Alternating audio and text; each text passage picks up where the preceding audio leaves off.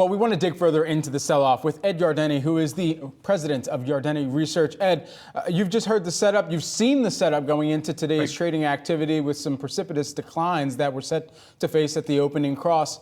Want to get your estimation of what you think this is most attributed to and how you expect investors to react. Yeah, well, everybody seems to attribute most of this sell-off to the news we had on Friday that was disappointing employment.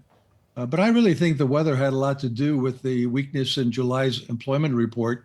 I think the sell-off here is to a large extent attributable to the unwind of the so-called carry trade. It's turning out that a lot of speculators went and borrowed in Japan at zero interest rates. They raised a lot of money in yen at zero interest rates and then converted the yen into dollars. So the yen weakened, the dollar strengthened, and they took that money and invested it in assets around the world, including the Magnificent Seven, Mexican assets, Brazilian assets, and some of them even went didn't go that far. They went into the Japanese stock market. And now with the central bank tightening while other central banks are easing, the yen suddenly had a big move to the upside, and that strength really led to a lot of margin calls of these speculative positions. And I think the proof of that is that it's a global sell-off, which suggests that a lot of money was raised in Japan at zero interest rates and used to speculate in other parts of the world. So I think that's all coming unglued, and I think it's a lot of margin calls, and I think it's going to happen pretty quick, and the unwind should be over by the end of the week. And what do you think the extent of the unwind is going to look like? Well, I think that we're certainly seeing the impact of the unwind right now, but in many ways, this reminds me of 1987 when we had a sharp sell-off in the market. It mostly occurred in one day. This one may occur over a few days, but it did not lead to a recession, and I don't think this. What we're seeing here is attributable to an imminent recession or that we're in a recession now. I think this too shall pass, and I think the economy is going to prove to be surprisingly resilient. Now, of course, we may very well see that the Fed makes a comeback here, because the Fed may very well be concerned that this sell-off could start to have an impact on a negative wealth effect on the consumer. So they may very well do 50 basis points in September. And should they do 50 basis points in September? They might. But do you think the case for that right now is strong enough?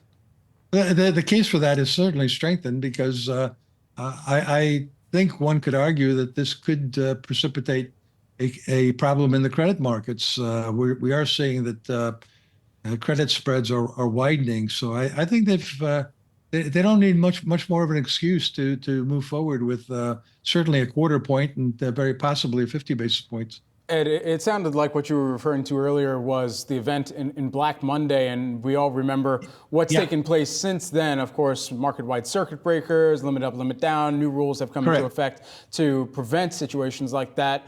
But when you look at the declines and the multi-day declines that we've seen like this that put together a pattern or a longer period of time where you've got red on the screen, does that, to you in this instance, mean that we could see a bursting of a AI bubble even as we're tracking some of the de-risking that's taking place in the market? Yeah, I think we've gone abruptly from risk on, which included speculation on AI, to risk off, where suddenly investors are saying, well, we can see the companies are spending a lot of money on AI, but we're not convinced that there's going to be much benefit anytime soon. And even some of the company managements expressed that view over the past couple of weeks. And so that's unnerved investors. A lot of things came together here all at one time. The surprisingly weak employment number on Friday, the carry trade unwinding, concerns that any day now there could be a widening of the war in the Middle East, uncertainty with regards to the political outcome on November. So I think this is also a seasonal phenomenon. Maybe it's an early September sell-off. It's started in August, could continue into September, but I think we'll find some pretty significant buying opportunities coming out of all of this. But right now, I think everybody feels like you jump in here, you're trying to catch a falling knife. It seems like a lot of the fundamentals, though, haven't changed for companies. No. And so where do you feel most confident buying in, even as we're tracking some of the precipitous dip right now?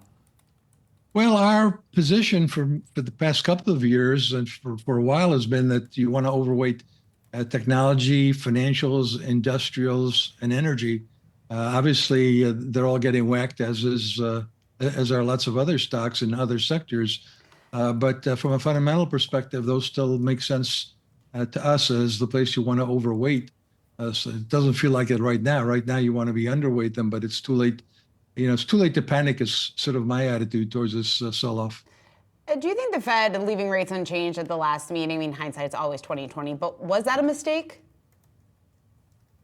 Well, it's very easy to be critical of the Fed after the fact. I think given what they knew at that last meeting, it was very reasonable what was said, and that was to confirm expectations that there might be a rate cut in September. I think the